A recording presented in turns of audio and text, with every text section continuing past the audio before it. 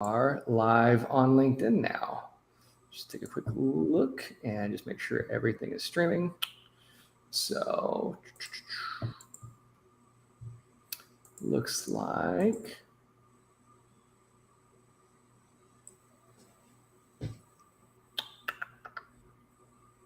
yep, we are live right now. All right, good deal. So click on that. There we go. Okay, cool.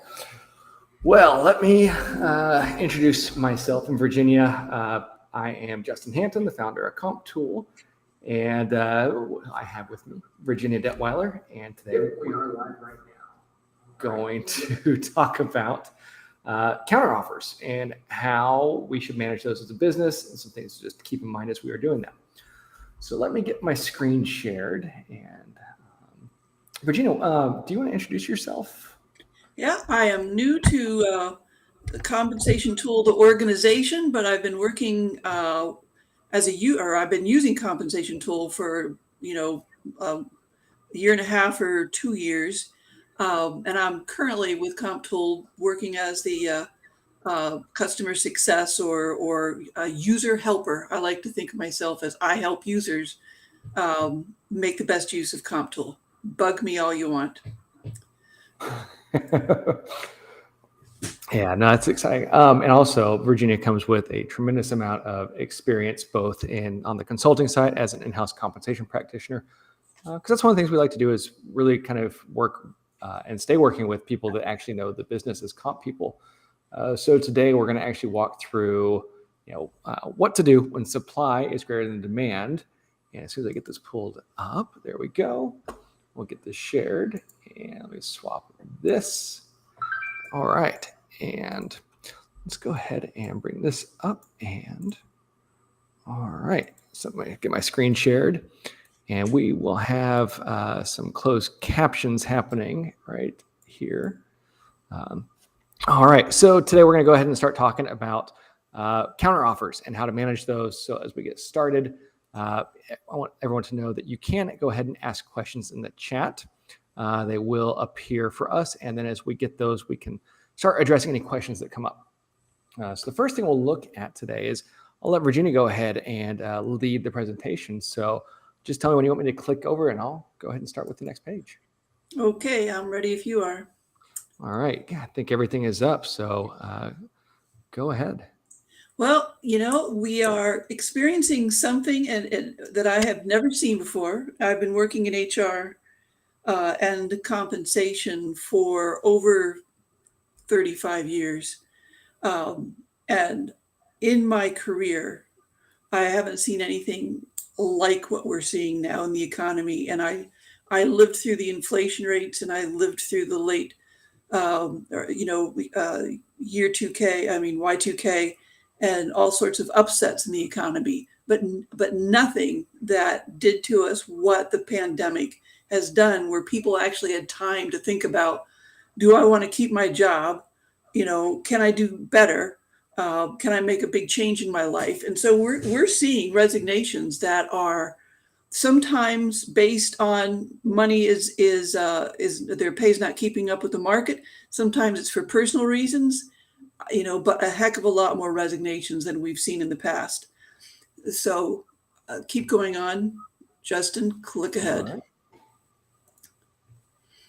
Now, here's what has been interesting to me. I've been working as a consultant for the past several years, and out of my clients, as the resignations started to come in, I had a client that did no counter offers. You can ask for a counter offer, you're not getting one. They just stuck firm. We're not going to respond to a counter offer. They said, we've got good market rates. We're keeping on top of everything. We want to manage our costs. We want to make sure we've got internal equity. We don't want to throw anything off balance by making this meeting this demand you're making. And so it was just a given, no counter offers. And the employees knew that. And, they might try, but they did not get a counter offer, and so that practice does occur in some organizations. They've got a policy and they stick with it. And the next one. Well, you Hmm?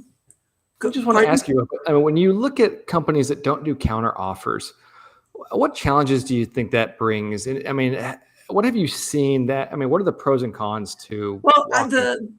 it real to me, the advantage is that you don't get employees walking in just trying to get a pay increase.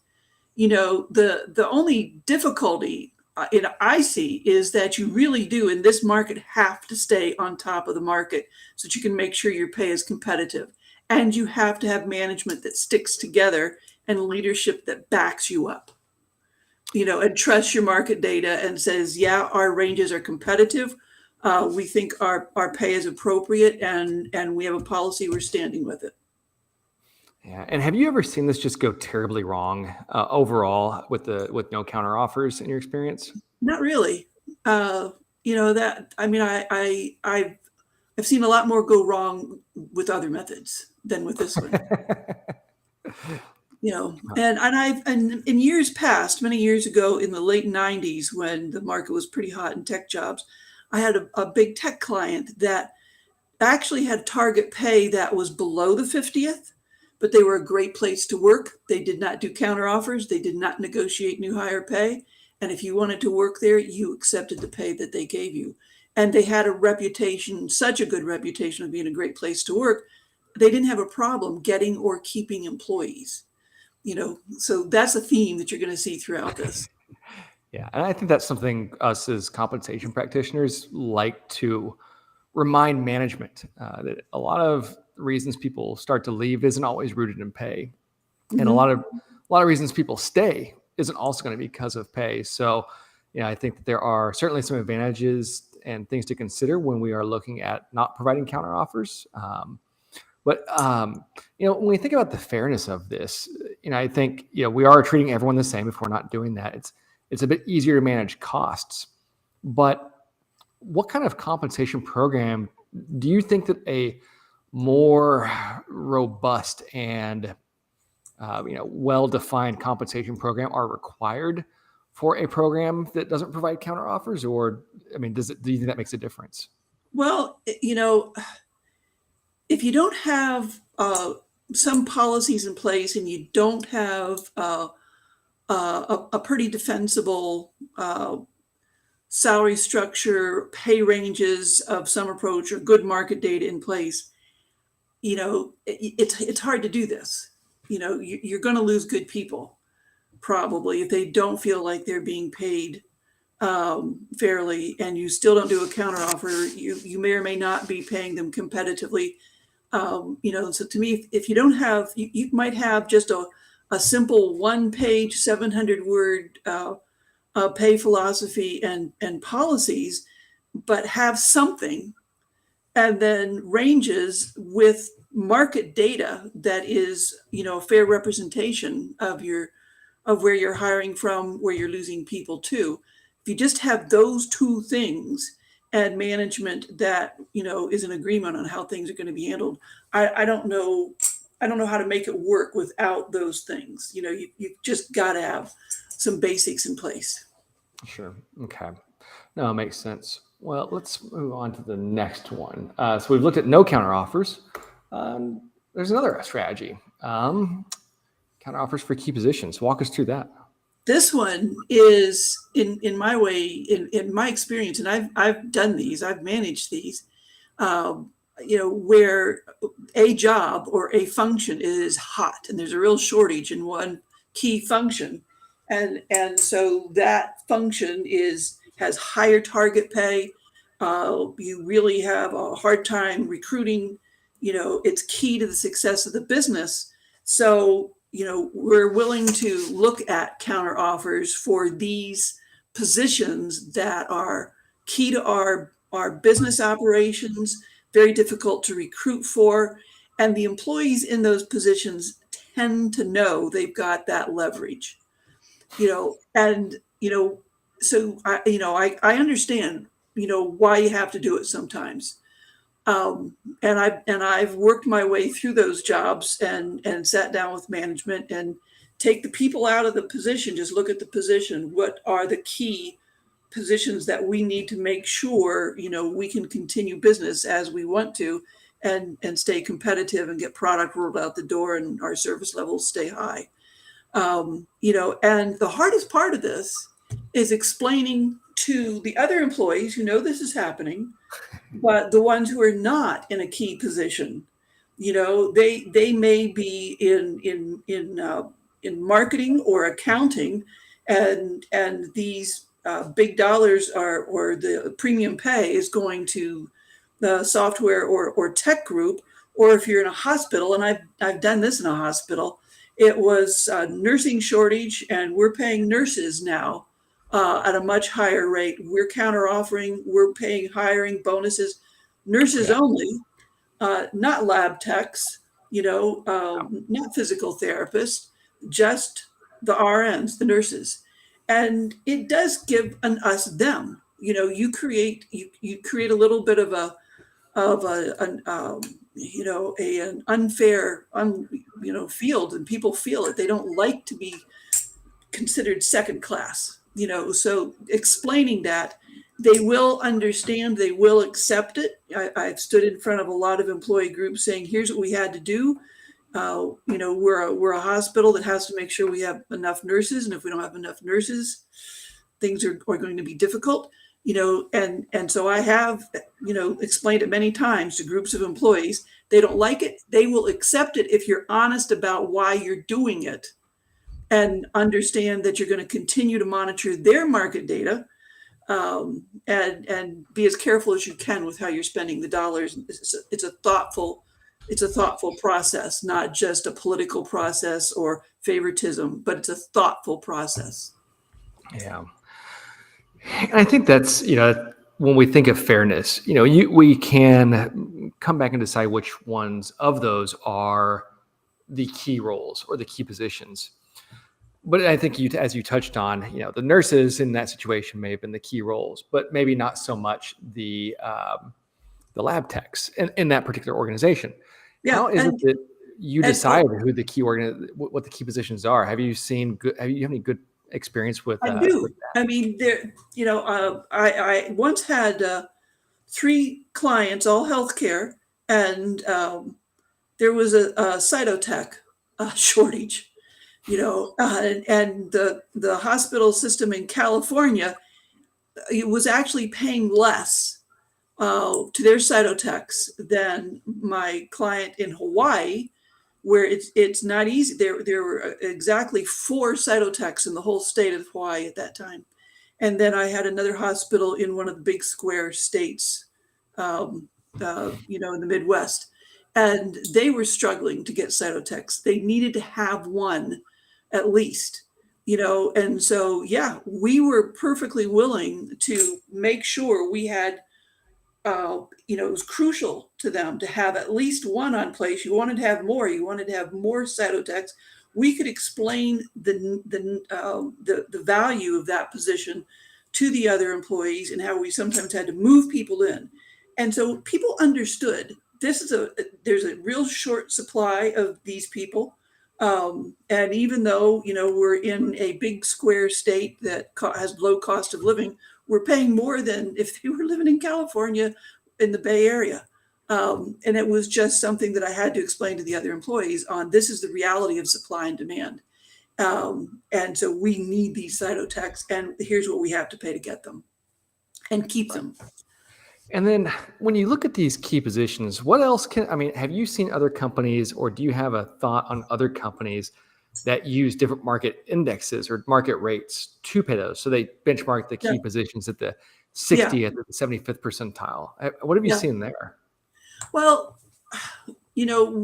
I have seen it, and I have done it, generally 60 to 65th percentile, and I've also seen companies that actually targeted the 75th for a lot of key product development positions. And I, as a comp person in that organization, I kept asking, are they delivering results that make them deserving of that premium pay? Because we're not, as a company, doing well against our competitors. And we're saying these are the key positions, and yet our product is not seen as one that is really competitive, but they're responsible for developing it. So why are we paying at the 75th percentile? That was my question. And so when management, would tell me these are key positions, we've got to make sure we keep these people or people in these jobs. We're going to select this job category, pay it at a premium.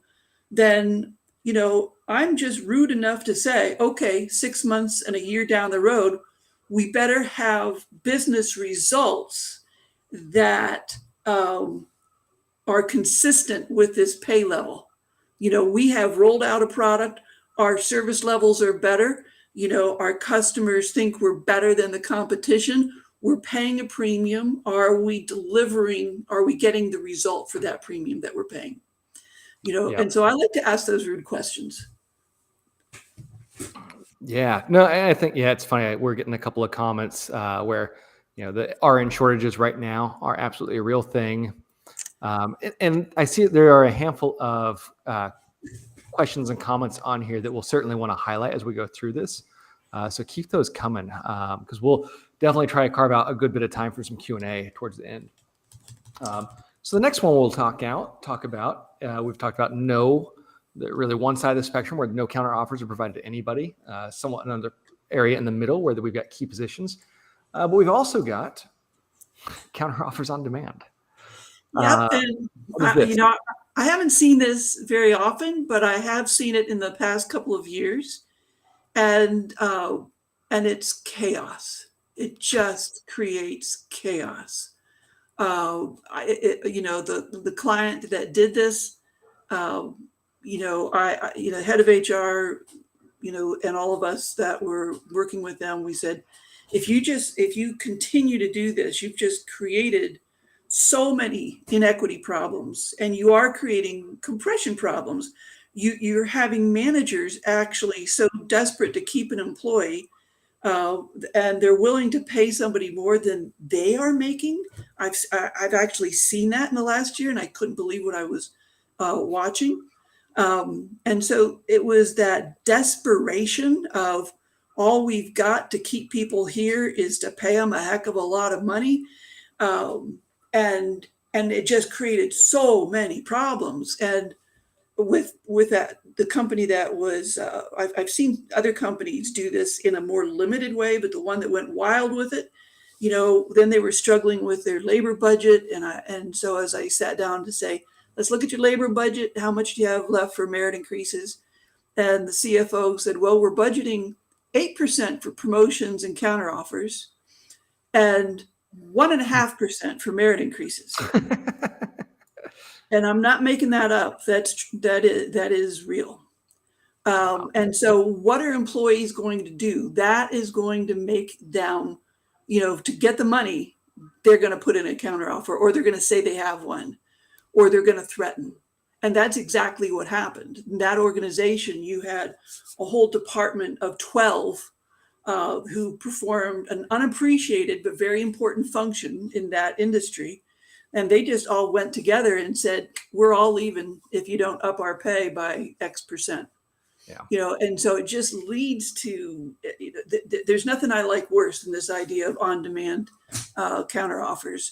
But it is going on in today's market. And the smaller companies are the ones where there's real fear that they can't recruit in, are much more willing to do this. But you're setting up such long-term problems. It is a short term. You may have a short-term fix, but the people that were willing to leave or demand money, are they committed to the organization? Are they committed to the job? Do they like the job, or are they just there for a paycheck? But the thing that I should have mentioned earlier on is, if I see employees that are making $35,000 a year living paycheck to paycheck, and they get a job offer that's going to give them $5,000 or $6,000 more a year, and it's a little bit of a promotion for them, and we don't have that opportunity in our organization, yes, they should take that, and we should wish them well because it's a better position for them. If we didn't have the job available for them to get promoted into and increase their pay within our organization, a person living paycheck to paycheck, I will never fault for taking a job at more money. And if they really like, where they're currently working, but we don't have a job open for them, I wish I could make one for you, but I'm going to shake your hand and wish you the best and send and stay in touch. And possibly we'll have a job open up in the future and we'll recruit you back. Yeah. Well, I think in some of the best advice, I remember I had a job as a coffee maker in Seattle, and I had really been really ambitious with my career aspirations and wanted to move into a different role. And, there just wasn't an opportunity at the time as quickly as I wanted. So I started looking for other roles. And I remember, one of the pieces of advice that my boss at the time gave me was, take that role, take it. I mean, we totally understand, like, there's not an opportunity for you here now, but to do the thing that's best for you, it is to go to that other place. And if we had an opportunity, we would love to give it to you. But if you need it now and you think it's the right thing for you to do, go ahead and take it. I think one of the things that really stuck out to me was the level of transparency and candor that all my bosses at that coffee store or that coffee shop had. It's one of the things that made it such a great place for me to work, which is the level of respect that everybody provided to everyone. And, there was no counteroffer. I mean, they're like, yeah, this is a better opportunity for you. You should take this. And so I think that was a great piece of it. Let's see. All right. So lots of good questions coming through. So let's get through. Let's see what's our next slide. And then maybe we'll take a couple of questions. I think this is going to be a good slide where we can actually open up a couple of other questions for a second.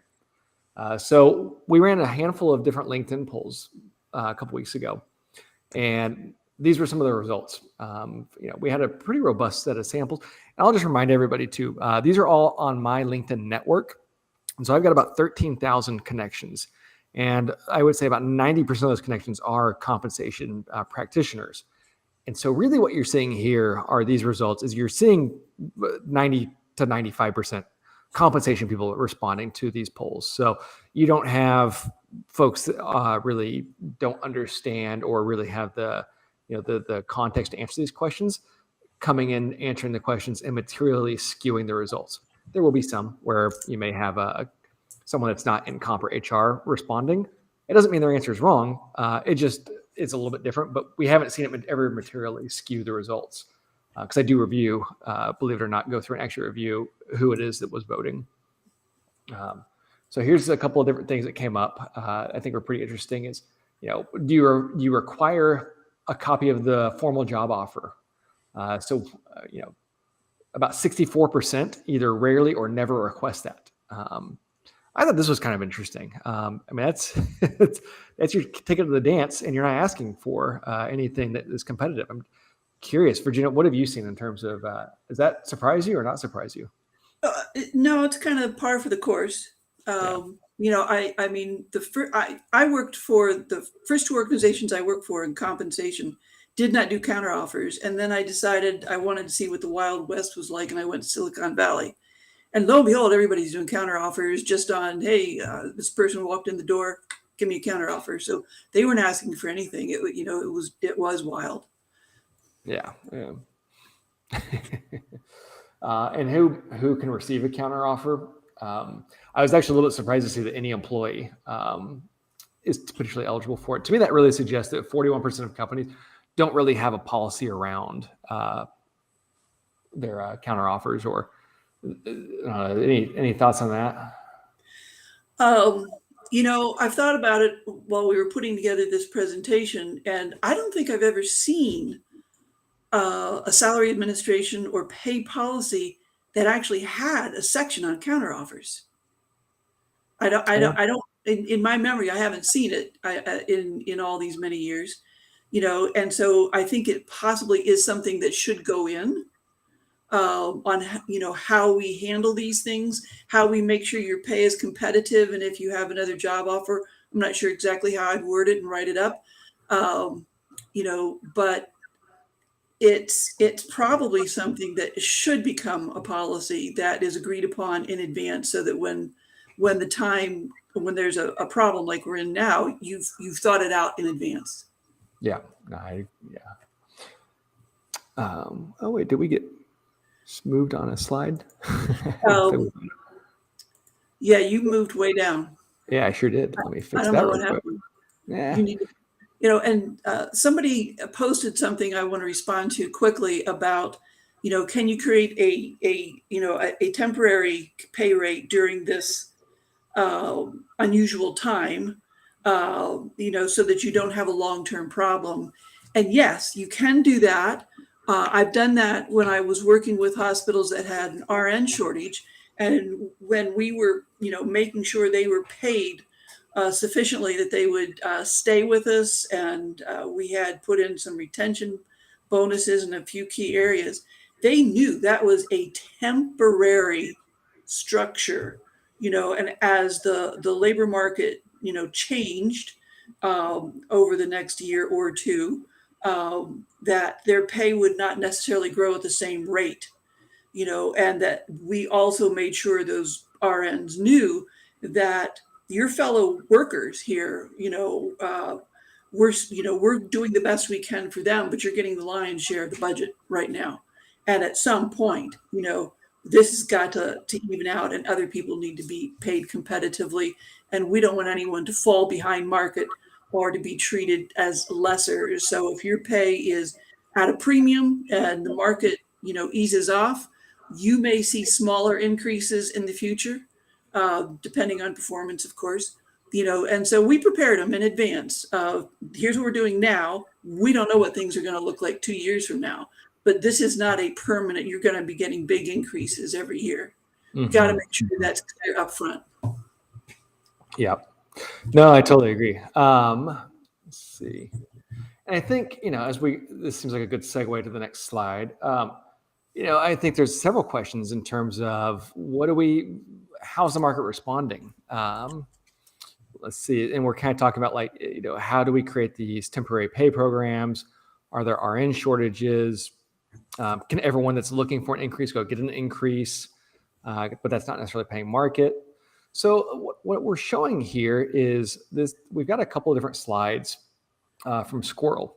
And what Squirrel does is we are crawling job boards, and we're compiling all of the data from these various job boards for jobs that actually have the listed rate of pay. So we're not looking at anything where the job board estimates what the range is or anything like that. These are employer reported hiring ranges that we can then track and aggregate. And what's really fascinating about this is today we've got about 3.7 million job postings going back to March of 2021. And what's really interesting, what we have found is, actually tracking to see how the market is responding and finding out that, the market's moving a lot more quickly than what we're seeing from an inflationary standpoint, what we're seeing from what your surveys are reporting, what your merit budgets are reporting. That really makes it really challenging. And this is a great indication as to why so many employees are able to go out and get these counter offers or go out and get these additional, higher paying roles. So, Stacy has the point, everyone who goes out looking for an offer will get an increase. In this report right here that I got up on the screen back in May, we had warehouse workers earning about $16 an hour. That's gone up to about 17 something an hour in January. That's within 9 months, 9 months, May is 7 months. You're not going to find a survey that catches that. And this isn't just the only job. Here's another one that we'll look at. Retail associates. We saw a big jump from about $26,500 or $13 an hour all the way up to $15 an hour. So that's another 10% jump, over a 10% jump in 9 months' time. So again, even if the inflationary rate's 7.5%, we're still seeing these really tremendous increases that are moving. And it doesn't necessarily mean that you're not keeping up with the market, but it means that hiring rates are increasing faster than inflationary rates and what we're seeing in the market, because companies are so desperate to hire people that they have to make these very competitive wages. So if you kind of think about what we've got here, here's a material handler. Very consistent year or a month over month movement upward. This one was at 32.5. Now it's at about 36,000. That's another 10% increase.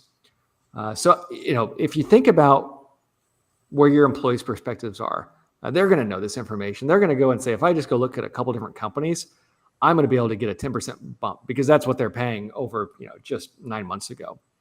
So I think this is a really, really kind of important thing for us to consider. Here's barista. And then for Hannah, we didn't have this one on here, but Hannah, she made a comment about the registered nurses. I don't know if we can see, hopefully we can see that, but we've got 26,000 examples of registered nurses, and we've seen an increase from 87K to around 105K or $104,000 a year for RNs. So what we are seeing is this tremendous increase in the market that's not necessarily reflected in your surveys, and is a huge driver for why we are seeing so many employees going out looking for roles. At least starting to look for roles because they can go earn so much more. And so I'm going to hop to the next slide unless Virginia had anything else to add to that.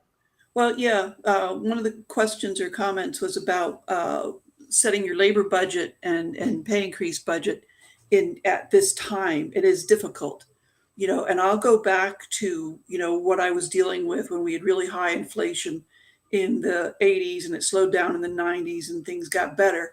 But I was working as a corporate comp person, 17,000 employee organization, all US based.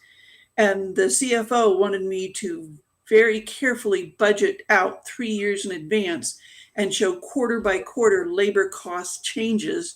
And that was what I was rated, my performance was evaluated on. How well did I manage to that projected budget? And when things got a little bit wild, I made an agreement with him. I said, look, I can't predict the market, 3 years out, 3 months out, I probably can. So if we can review, if we can build in a little contingency so that every 3 months, I am reevaluating where we may be falling short, where we may be needing to do something with a structure or with a job function. If you can give me that flexibility, it'll be a lot easier for us to meet target and recruit in so that I can deal with the requests coming in from the recruiters and the department heads and whatnot saying, we can't recruit in, we can't keep people, you aren't paying enough. Well, yeah, if I set something up a year and a half ago and the market's changed dramatically, I want to be able to keep moving my budget. And getting the CFO to agree to that's not always the easiest thing in the world. But if you've got good data and you can show them the kind of trends that Justin is, you've got a lot better chance. Yeah, I'm ready to move on. We need to, we're going to, I'll pick it up. All right. All right. Here we go. Okay. Next one. I love this one. Yeah. Not all companies. Here is one that I like because it's leading into, well, how do we deal with all these offers coming in? And it's, not all companies are experiencing the Great Resignation. I got this from SHRM. I read all the emails that I get every day. And SHRM had a front page article referencing this MIT Sloan study that was done. And companies that have been in the same industry, doing essentially the same work over this what we're calling the Great Resignation, have experienced significantly different rates of resignation, and so then they went in and they put a lot of effort and energy into trying to figure out why are people leaving? What's the primary reason that people are deciding to jump? Is it money? Well, if you're making $25,000, it's probably money. But if you're above the level where you're living paycheck to paycheck, the top predictors of who's going to be looking for another job, it's the culture. It's, do they hate their boss? It's the constant restructuring and sense of insecurity. I don't have a sense of accomplishment. My performance isn't recognized. I haven't talked to my boss for 6 months. He doesn't, he gives me a token hello, and that's about it. And in some industries, tech industry, it's high stress, long hours, a lot of reorganization.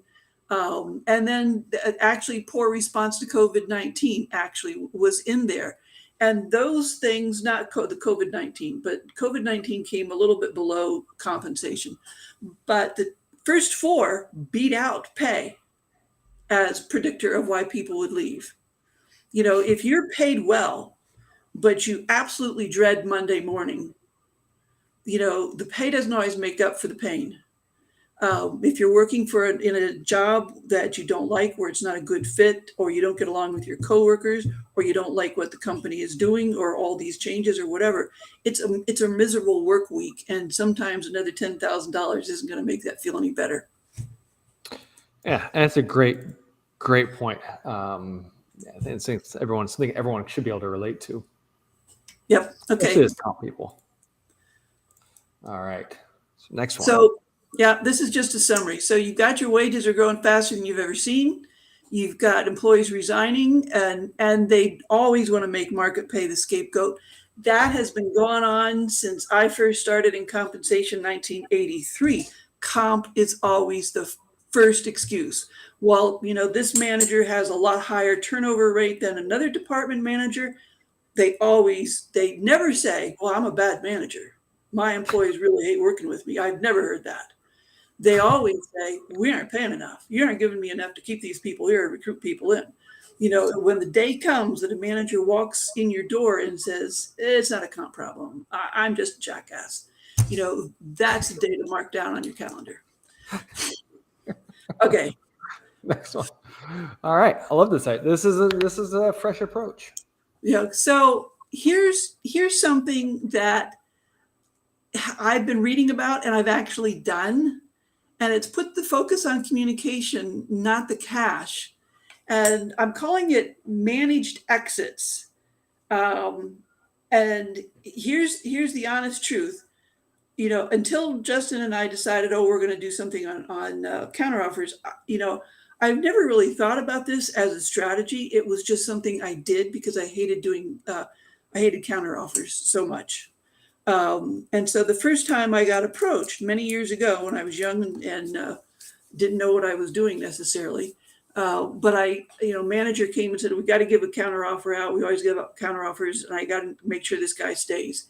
And I said, well, let me talk to him. Let me see if he's really look at the market data, make sure I understand what this person is doing, and let me just have a chance to talk to him before we do that. And I did sit down with him, and it really wasn't the money why he was leaving. He didn't like the technology he was working on, and there was a interesting new job opened up where he would get to work with the technology that really interested him. So he wasn't leaving just for the money. The money was the excuse. The money was an easier way to get it accepted, as opposed to, I find the work that we're doing here at this organization boring, and I want to go work where I'm interested in what I'll be doing. He didn't feel like saying that. It wouldn't be well received, and so I said, no, we're not going to do a counteroffer. This guy's better off leaving. And so I started just talking to people, not as an after, exit interviews after they've left, but as soon as this request came in from a manager or employee on why are you really leaving? Is it the money, or is it commute? Is it, personal issues, and I just let them talk. And sometimes they needed a different schedule. Sometimes it was commute. Sometimes they just really didn't like the work that they were doing, and so I started putting together, and it is nice when you work in a young company that doesn't have policies and you kind of create them on the fly. I started just doing these, what I'm calling a managed exits, where we now know that you want to leave, or you're not happy here, you don't feel this is a good fit. So let's help you do that in a constructive way so that we don't, find out with just 2 weeks notice that you're up and gone. And so people knew that they could come to HR, and if they really wanted to leave, we would help them do it in a positive, constructive way. We would allow time for interviews. We would develop a kind of a timeline, but we'd also make sure we had performance expectations. We're going to give you a little freedom with your time to go out and interview.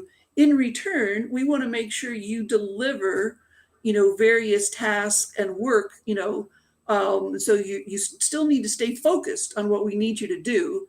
And when you find that job, good.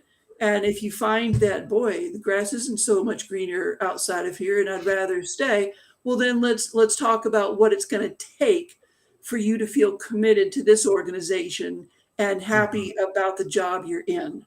So that's what I don't know what else to call it. I'm calling it a managed exit, but it really is not putting the focus on cash. It is purely putting the focus on a lot of communication and figuring out what this employee who is looking around is struggling with. Is it the job?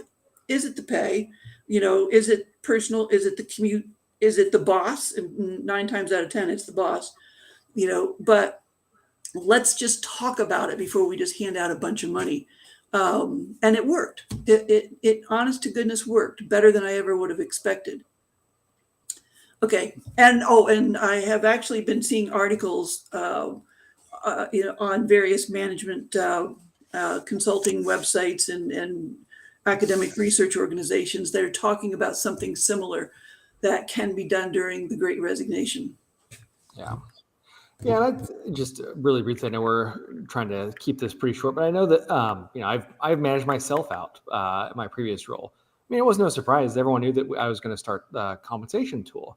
But I was able to have a transparent conversation with folks, and when the time was right, I was able to really kind of transition and easily help them move out of the business.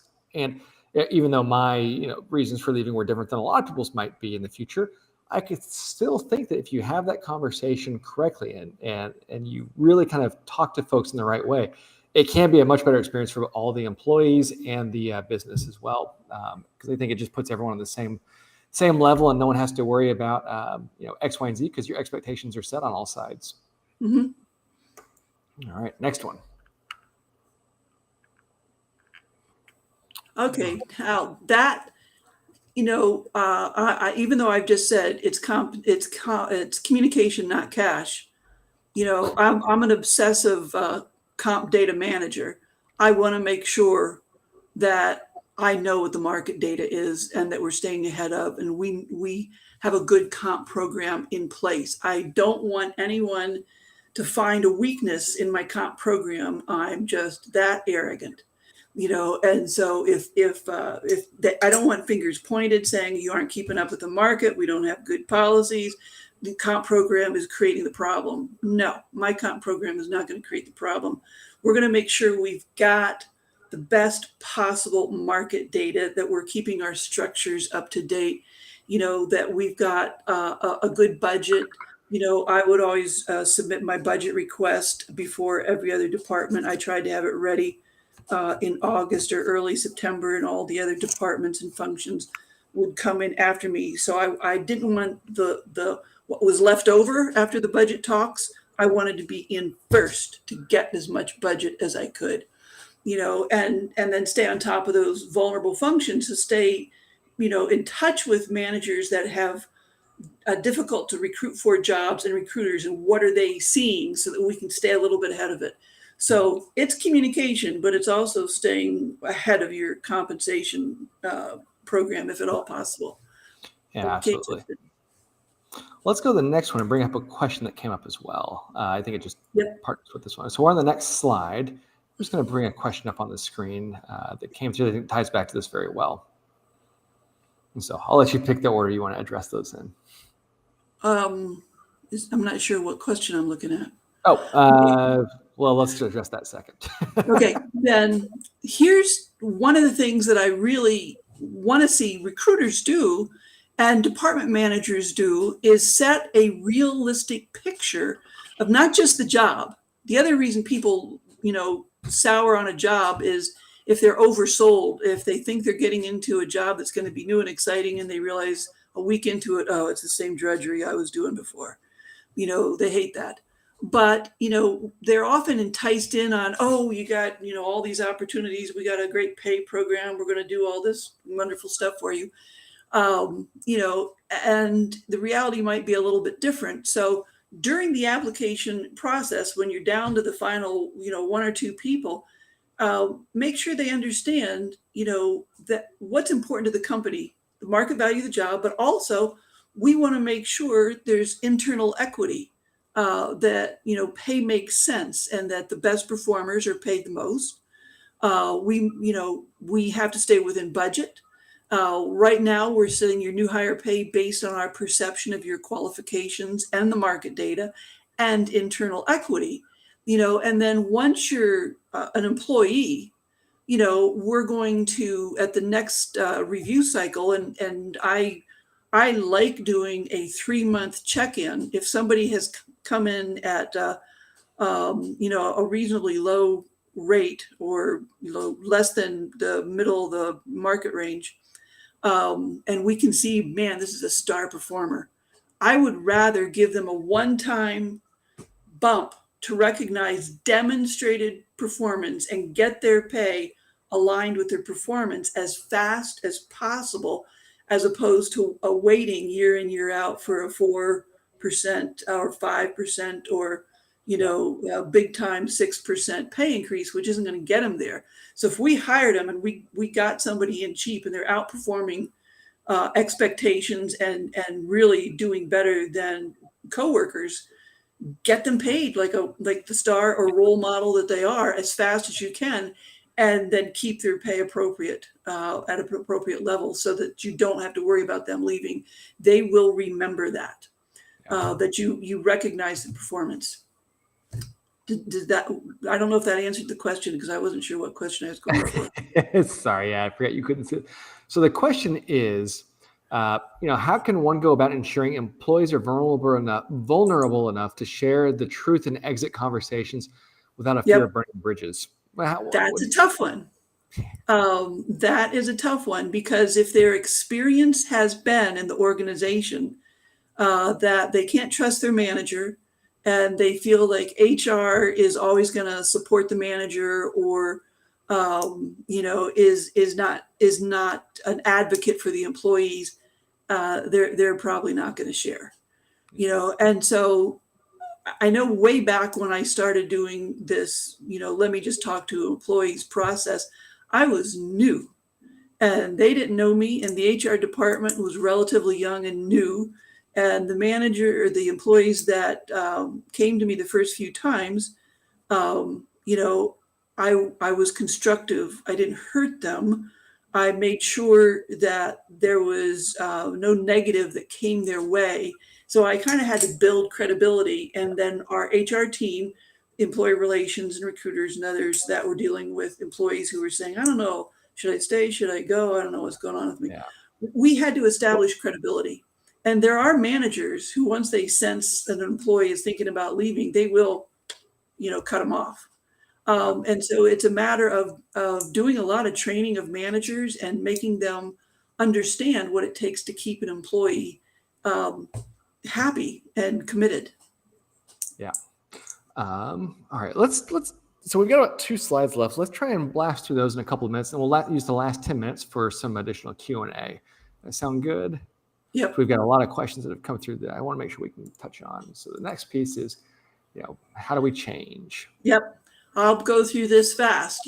Any organization can change how they approach things, but it is tough, and you've got to have leadership committed to it. And I'm giving you guys the announcement talking points, but I know from experience, if you don't have management and leadership in support of whatever you're trying to change, any new policy or change in policy, it doesn't work. And so it's a matter of convincing them that a higher level of employee commitment, getting employees to trust us, being open about how we're going to handle counter offers, is going to generate more employee satisfaction. And that's valuable. It will reduce the number of people that are willing to take a job offer or look for another job. Yeah. There are studies online that show the financial returns of keeping your turnover rate lower. It's just everything works better. It's just costly to lose people. Yeah, absolutely. Okay. All right. And the last slide is just our summary. Yep. And it's just stay on top of the labor market. Know what your competitors are paying now, because it's moving so fast. Update your comp philosophy to address counteroffers if you possibly can. Set clear expectations on pay, and then establish, a trustworthy environment so that employees will come and talk openly and honestly about job concerns. I know employee relations people, they see an employee coming and they're thinking, oh, another complaint, another complaint. And ideally, the employees would be coming before it's down to a difficult situation, when they're just thinking about what is it going to take for me to be happy in my job. The earlier they come in and talk, and I will check in with them when I was one, Budinsky nosy HR person. If I was worried about an employee, I would actually, within a couple of weeks after they start, just stop in and say, hi, how you doing? Are things working out the way you were hoping? If you have any concerns, just come and chat. So I was pretty proactive, and I am a nosy person, and it helped. And if I knew the manager was not the kind who was going to do that, I made sure I did it. Yeah, makes sense. All right. Well, great. Well, let's go. Here's a great question that we had from Mariana. So this question is, and I've got a thought on this one too. Do you suggest dealing with internal equity before offers are made? For example, hiring a candidate for more than their coworkers because of the aggressive market, and then dealing with internal equity later, or risking a decline from the candidate? Ooh, tricky one. I've done this different ways. Justin, I'm flipping it back to you. Yeah, I think you can't penalize and make it more difficult for yourself to hire employees because of your current situation. I was in an organization once where all of our customer support reps were, on a particular team, had a very low comp ratio for one reason or another. And I think it was basically because no one ever quit that role. And they kind of moved up through these different roles. And all of a sudden they go to hire someone when someone did quit. And they found out that, everybody was asking for 20% over what the current candidates were making. Well, it was right on par with market, but it wasn't on par with what the internal candidates were making. So we had our ranges set properly, but the employees were not paid competitively. And all of a sudden management realized, oh no, we've got an issue here. They didn't want to hire anybody. So that role sat open for a good 6 months before they finally decided to bring someone on board and then develop a plan to address the internal equity, because it wasn't a small cost. But I think this is also one of the reasons why pay transparency can be a really good thing, because everyone kind of has a sense for where they should be in the market, especially if they understand your comp philosophy and why people are paid where they're paid within the range. Costs a little bit more, but it's oftentimes a cost you're going to have to incur at some point anyway. Well, and I've done it recently with a company that, really had never had market data. They had some jobs that were really difficult to price, and so it was not an obvious one to know, are they above market, below market, where are they? But we figured out internal equity. We had the best we could on external market. We knew we were struggling to hire. We knew it was a challenging job. And so we figured out, we do need to do something. And we adjusted the current employees and the supervisor as we brought in a couple of new hires, because it was hard to recruit for. We wanted to bring them in and we wanted to keep them, and we wanted the current employees to stay, and we wanted the supervisor to be happy. So the overall cost, I think it was around $35,000 or something for making the internal equity adjustments. But when you look at the value that very technical department delivered to the organization, and if we can keep those people in place, they really had an impact on quality of product. One lawsuit would have from product effect, product problems would have cost way more than $35,000. And so by having that quality control group in place and happy is a good investment. That's the way I positioned it. Yeah. No, makes sense. All right. Here's another question. And so it's more of a statement. Well, it's a statement and a question. So let's see. It's hard to read as I've got it up here. Oh, so yeah. It's not the simple case that employers need to review their pay against the market and pay everyone the 50th percentile plus invest to keep the staff rather than buying in at a premium. How can companies that have lost money during COVID compete with companies that have done so well during COVID? That's a tough one. It is, but I think that, go ahead. I mean, I've worked with, way back, the days when I was with Mercer, I seemed to specialize in companies that were on the brink of disaster or failure. And so we had to deal with this on how do you get companies to stay when your budget is going to be extremely tight and it's a hot labor market.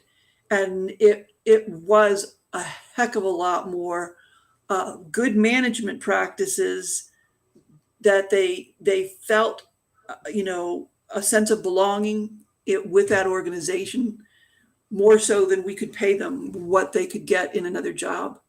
Uh, I didn't. And then we also said, look, as soon as we hit this level, of financial results where we're starting to show improvement, here's what will happen to your pay when that happens. Here's how we're budgeting for pay increases, but we've got to achieve this level of financial results. We need to get costs down.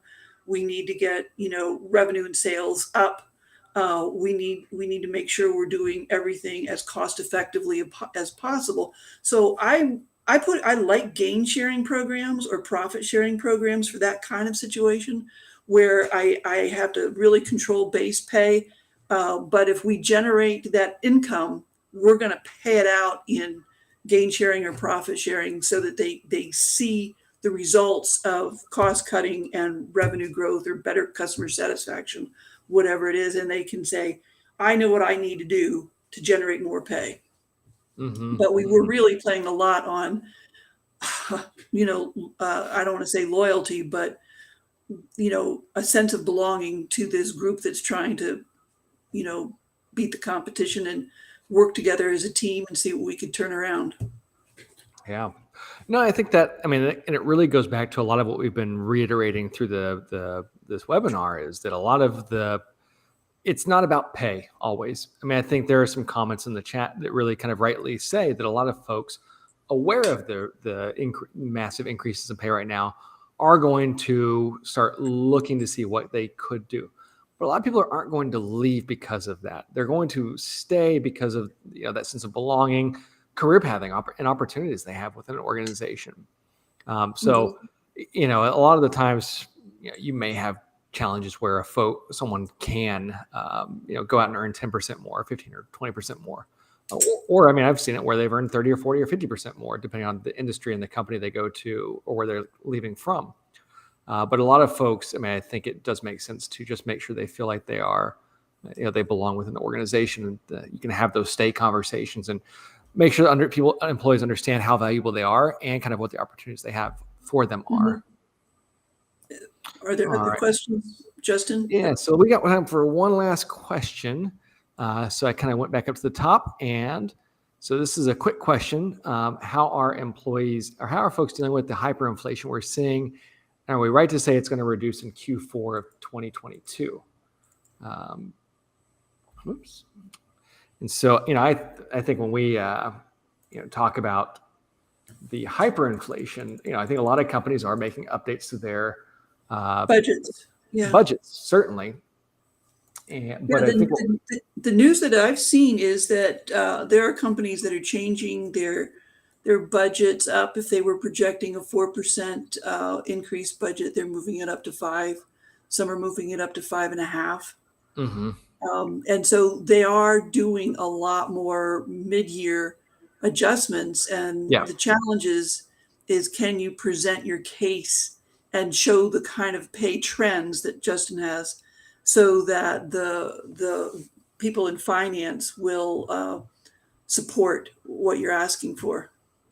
Yeah, absolutely. And I think too, I've seen various articles on, when it's going to decrease. I don't think anyone really knows the answer there's a lot of speculation, but I don't think anyone, we'll have to wait and see. But I don't think we're going to see 3% inflation, for quite some time. And one thing I will point out too, how are people dealing with this? And I think there's a bit of a disconnect between this question and the merit budget surveys, because I ran a poll not too long ago. I can't recall what the results were, but I believe it was over half of companies had already made some kind of market adjustment to their employees. So, and that's going to be in addition to the merit budget survey. So there may be a 3% merit budget, but there's a good chance that a lot of employees have already received 2 to 3% on top of what they're currently earning as part of a market adjustment. So I think more. The challenge is really for the smaller company where you may have a one-person comp department or an HR generalist who's also managing comp. And I don't know how many of you are in that position, but it's hard to get the data analysis to support. If you're in a large organization and you've got a team of 4 or 5 in the comp department, and you can, just do beautiful spreadsheets and show out needs to be done. It's easier to do. When you're in that small company, you sometimes feel like I don't even know how to argue it. Okay, that wasn't the most uplifting ending sentence, was it? Yeah. Well, and on that note too, we do have to run. But again, this is Justin Hampton, Virginia Detweiler, founder of Compensation Tool, and I'm super fortunate to have Virginia over with us. But we are a market pricing and benchmarking solution, but we also offer our new data solution that really is designed to help folks understand what the market is doing right now. It's a complement for your salary service, not a replacement for. It's $3,000 a year, and we've got 3.7 million data points that show you what other companies are paying in a way that's never been done before. So if you want to take a look at it, shoot a note to me or check out our website, comptool.com/squirrel. And but yeah, let us know if you need anything, and really appreciate everyone's time today. And on that note, we'll let you go. All right. Thanks, everybody.